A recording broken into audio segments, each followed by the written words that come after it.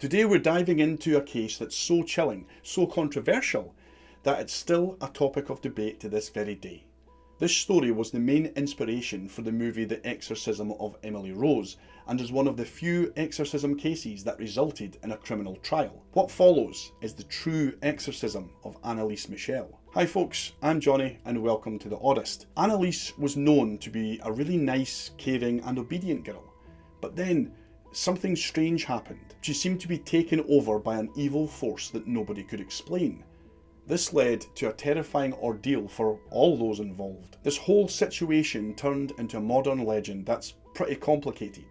Like I said earlier, this case inspired the movie The Exorcism of Emily Rose. Some people still view her as a kind of unofficial saint in the Catholic Church, someone who was subjected to unholy torture and went through hell in order to pay for the sins of others. But some say her story shows what can go wrong when people get far too carried away with their religious beliefs. Most people remember her as the poor wee lassie connected to one of the scariest cases of demonic possession.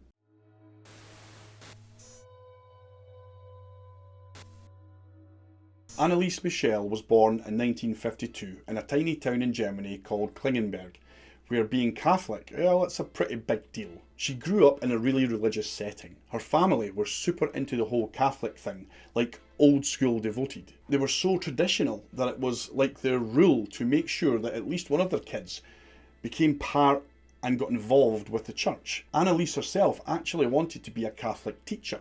You know, spread the word and help others find their way. Now, this really strict religious upbringing might sound like it could explain why she later got possessed. Like, people could think she went a bit nuts with her faith. But hold on, it's also important to get what it was like being a Catholic back then in Germany. Back in 1974, there was this study that showed only 63% of Catholics actually believed in the devil. And when they asked regular folks a similar question a couple of years later, a massive 89% said that they didn't think the devil was real at all. Both Catholic and non-Catholic Germans were major doubters when it came to their belief that Lucifer actually existed. Nowadays, they say there are only 3 secret Catholic exorcists in Germany. But right next door in France, well, they've got 70 exorcists who don't hide what they're doing. Germany has always been big on strict logic, even when it comes to religion. So this basically means that the society there, well, it didn't and still doesn't buy into the whole devil and demon thing. This detail is really important because it makes it kind of hard to brush off Annaliese's situation as some wild religious obsession. But don't just blame her family's religious beliefs. There's a lot more to this story. Her childhood seemed pretty regular, even though her parents Anna and Joseph were strict and they looked out for her. Her mum remembers how Annaliese was into loving life, singing, and she was really smart. Lots of classmates thought the same way about her.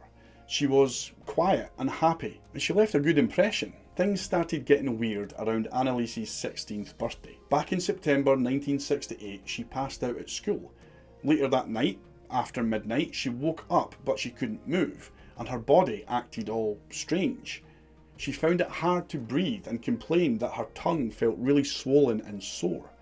She also lost control of her bladder. After that, well, people kind of forgot about it, but poor Annaliese, well, she was still left scared and confused. But then, almost a year later, on August 24th, 1969, things went south again. She blacked out briefly and then couldn't move, just like before. The next day, her mum Anna took her to the family doctor. He sent her to see a neurologist called Dr. Siegfried Luthi. On August 27th, something else would happen to Annaliese. They did this test called an EEG on her brain and found out that it was working fine. The doctor thought that maybe she was having these cerebral seizures that comes with grand mal epilepsy symptoms. But here's the thing, they didn't give her any medicine at all to stop these seizures. Now, before all this, Annaliese had her fair share of health problems. Before she even turned 5, she caught mumps, measles and scarlet fever. She was so fragile that her kindergarten teacher told her folks to keep her home for an extra year before even starting school. Right after seeing Dr. Luthi, she got a really bad sore throat that made them take out her tonsils. Then came the pneumonia, which got worse because she also contracted a tuberculosis infection. She got so sick at one point that she couldn't even go to school and she had to stay in bed. On February 28th, 1970, things still hadn't gotten better for poor Anneliese. So they put her in a special clinic in Middelburg that deals with lung issues in young folk. Pretty soon her parents found out that she had heart and blood flow problems. And then, in June of 1970, Anneliese would experience a terrifying third episode. Anneliese went to see a different neurologist, Dr. Von Haller, and they did another EEG test.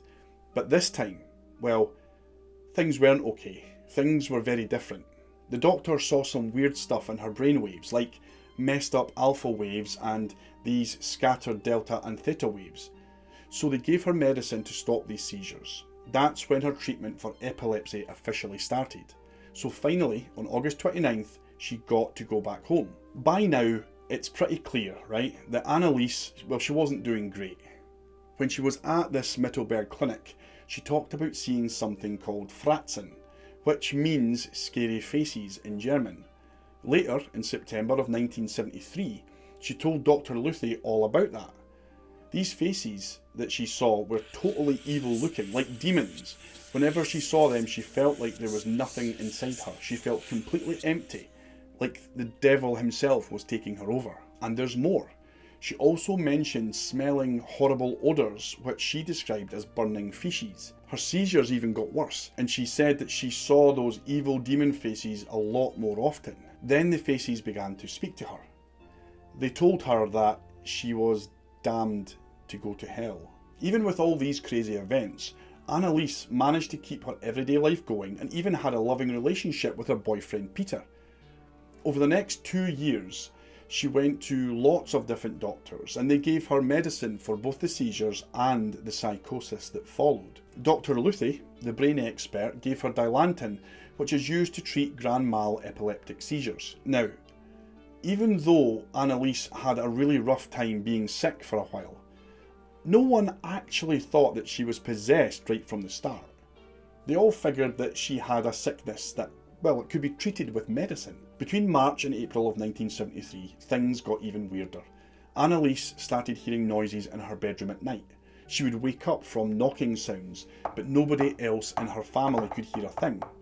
They took her to see a doctor again, and after examination, he said her hearing was totally fine. When she was doing her school tests, her problems got even worse. Those voices and visions of demonic faces got even more intense. On top of that, she couldn't talk or walk like she used to, and she started suffering from severe depression. Later in 1976, she had a recorded conversation with her priest. She opened up about what she believed was happening to her. One evening during dinner, something strange happened again. Her hands got really big, like blown up balloons. Her mum said that Anneliese cried out something like, "I have black hands. My saviour, forgive me." At the same time, she claimed that she saw evil faces on the wall. She said that these evil demonic faces had 7 crowns and 7 horns. Around now, they started thinking, well, maybe Anneliese was being attacked by a demon. Someone from the local church, Theo Hines, might have been the first one to suggest this to her mother.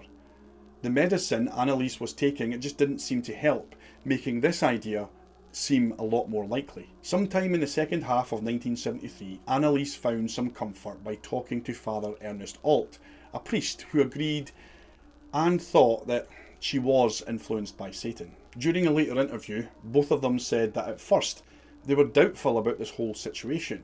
They didn't think that someone who had been baptised could be possessed by a demon. In a more recent statement, Dr. Luthi said that around this time, Anneliese couldn't really make choices on her own anymore. I mean, could it be that a vulnerable young woman was influenced by Father Alt, her mum, and others in her religious community? This might have led her to believe that she was taken over by a demon.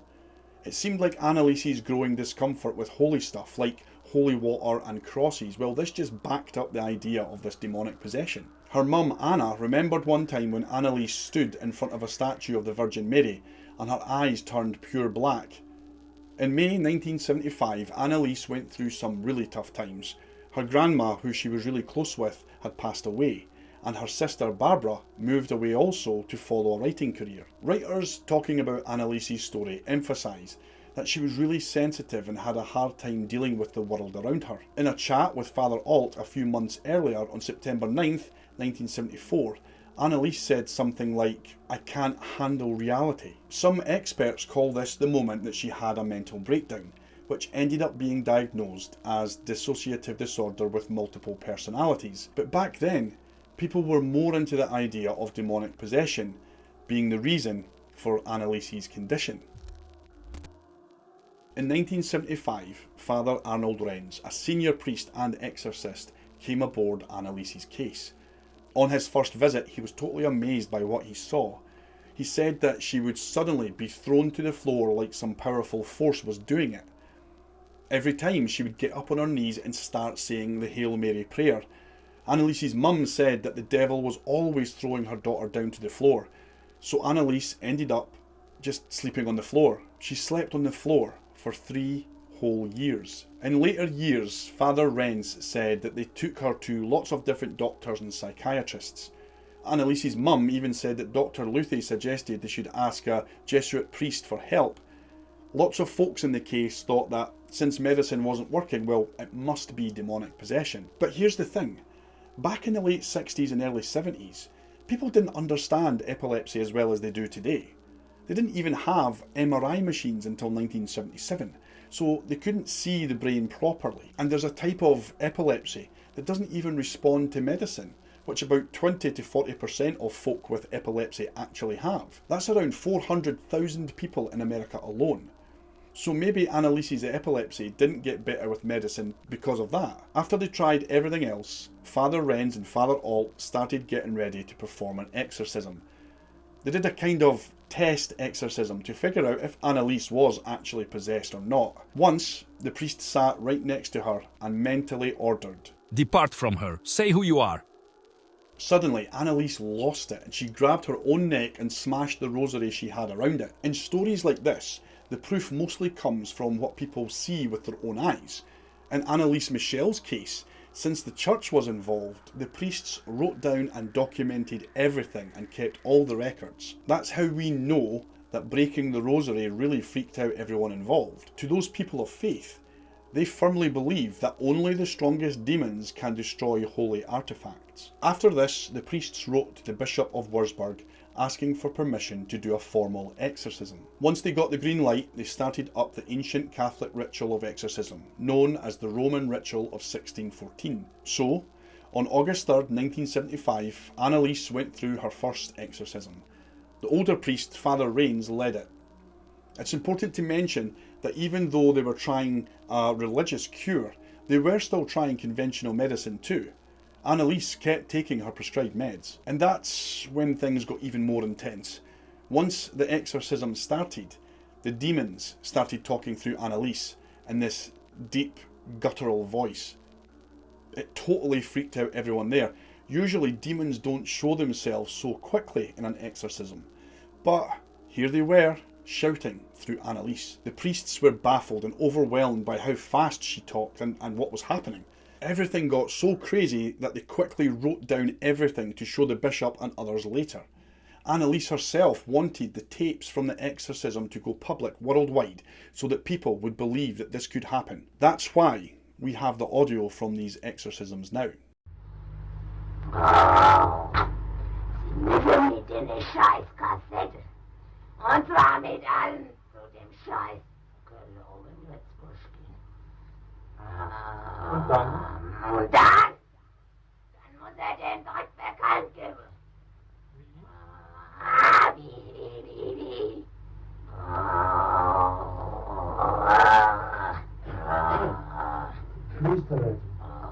So, dass an die meisten Leute rankommt. Kapiert? They say that 6 demons introduced themselves: Lucifer, Judas, Nero, Cain, Hitler and Fleischmann. The last one was an evil priest from the 16th century. Ich bin Nero. Ich bin der Dritte im Bunde.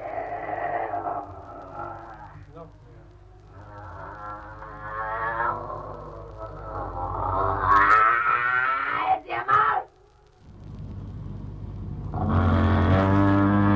Ich bin kein. Seid ihr also 4? Hitler? Hitler ist gelogen. Ich sage es deutlich, im Namen Jesu und im Namen Mariens, im Namen des Vaters und des Sohnes und des Heiligen Geistes. Amen. Ja, ich bin auch hier. Wer denn? Hitler. Strangely, when Hitler was in control of Anneliese, he would even talk in the right Austrian dialect.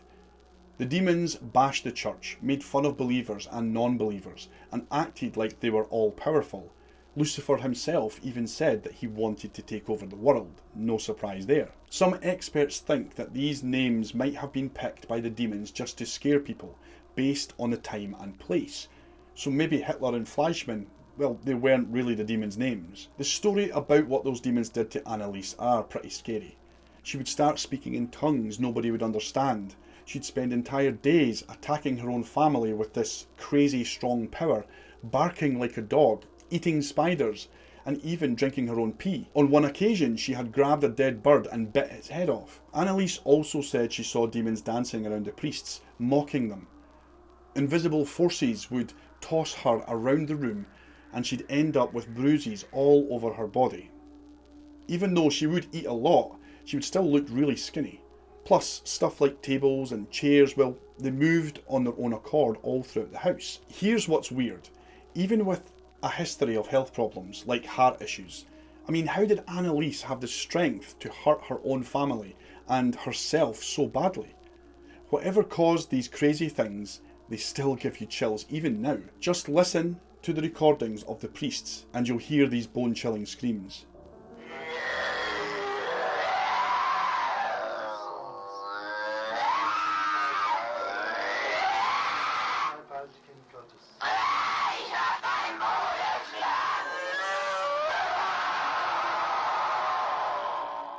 A lot of times the exorcisms got so rough that they had to hold Anneliese down or tie her to a chair. These terrible things went on for many months. Sometimes Anneliese would have lucid moments where she was herself again. During those times she would be with her boyfriend Peter, making plans for their future. They wanted to get married someday when all this crazy nightmare was over.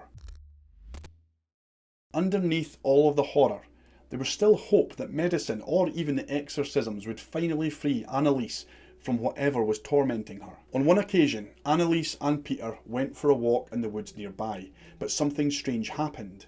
Anneliese walked off all by herself. Peter said that she seemed like she was in some kind of trance. Later on, Anneliese said that she walked with the Virgin Mary that day. She said that the Virgin Mary had gave her a message. It pains my heart that so many souls are going to hell. Someone needs to do penance. Would you like to do penance for the souls so that they do not enter hell? Anneliese said that the Virgin Mary gave her 3 days to consider her proposal. When they got back home, Anneliese told everyone about this amazing vision. She said that she felt way better than she had in a very long time. It was almost like the Virgin Mary had taken away her possession. At first, the Michel family wasn't sure about her vision, but they couldn't ignore how much better she seemed. But then things got complicated.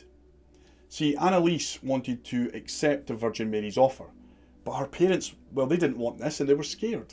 Her mum tried to change her mind, but it didn't work. Anneliese said her vision foretold that the Virgin Mary would show up and expel these demons on October 31st, but this was only if Anneliese said no. If she agreed to take on the sins of the damned, well, all the demons would stay. But Anneliese wanted to help everyone by taking on their sins and becoming a martyr. October 31st came, and according to the priests in attendance, they said the demons appeared to be unusually quiet and subdued that day. So the priests saw this as a perfect opportunity and performed a really intense exorcism.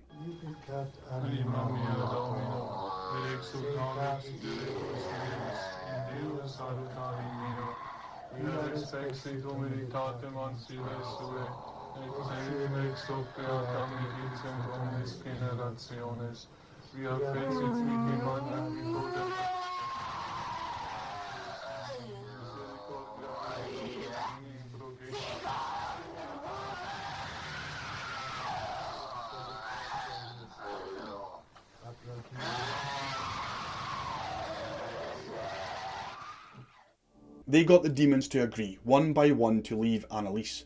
Shortly after that, Annaliese would say softly in her normal voice, "I'm completely free now. Completely free. It's so wonderful. Completely free." The air lifted in the room. Things seemed brighter. The priests were delighted, as was the entire family. Finally, it was over. The priest concluded the exorcism with a closing prayer.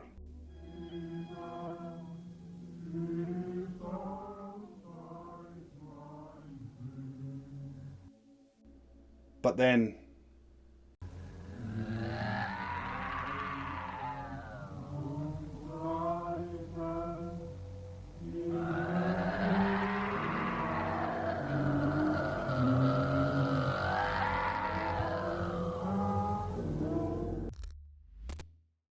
just 10 to 15 minutes later, all the demons came back.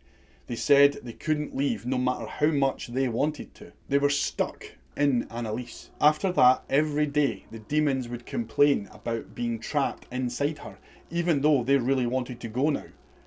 It's like they were mysteriously tied to her. Father Alt described how the demons screamed continually about wanting to leave, but they weren't able to. Annaliese herself, in her moments of clarity, would talk about the huge pain that she was going through. On May 30th, 1976, Father Alt asked for help from his friend and doctor, Dr. Richard Roth, who had been part of this case before. Alt wanted some medicine to ease Annaliese's pain, but the doctor said that he couldn't, in his right mind, give medicine to someone that was possessed because, well, he didn't know how it would affect them. He basically said, "There's no shot against the devil." After this, the doctor checked Annaliese and saw something very strange. Stigmata marks, like the wounds of Christ on her legs. Later, these same marks would show up on her hands also. From here on, things got even worse for Annaliese. Even though she was eating a lot, she kept getting thinner and lost all of her colour. The priests say she had the same kind of thing happen to her a year before, but she bounced back pretty quickly. Around the start of 1976, Annaliese said something big was going to happen in July.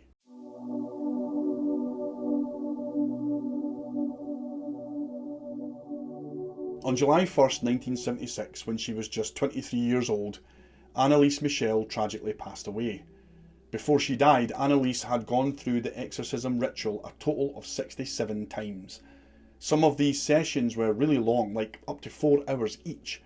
They recorded 42 of them on tape. The official cause of death was starvation. The report from the doctors said that she only weighed around 30 kilograms and had severely damaged knees from all of the times that she was thrown to the floor and kneeled for prayer. After she died, the government charged both priests, Father Renz and Father Alt, and Annaliese's parents Anna and Joseph, with causing her death due to negligence.